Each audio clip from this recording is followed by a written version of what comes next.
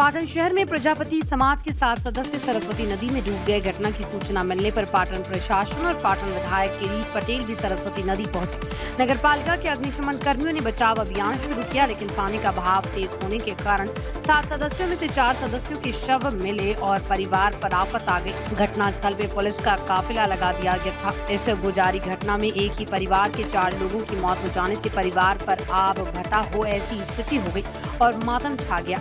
કેટલા લોકો ડૂબ્યા છે અને શું માહિતી મળી છે? આજે પાટણનો જે સરસ્વતી બેરેજ છે એના ડાઉન સ્ટ્રીમની અંદર ગણેશ વિસર્જન વખતે લગભગ સાંજે 7 વાગે એક જ પરિવારના 4 જણા ડૂબ્યા હોય એવી માહિતી અમને મળી છે। તાત્કાલિક સંબંધિત અધિકારીઓ, પ્રાંત ઓફિસર અને નગરપાલિકાની ટીમ સાથે અમે પહોંચી ગયા છે।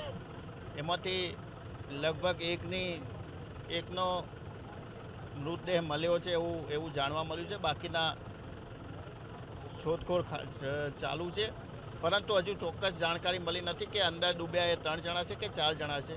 પરંતુ એવી જાણકારી મળી છે કે એક જ પરિવારના 4 જણા, એમાં 2 દીકરા અને એની માતા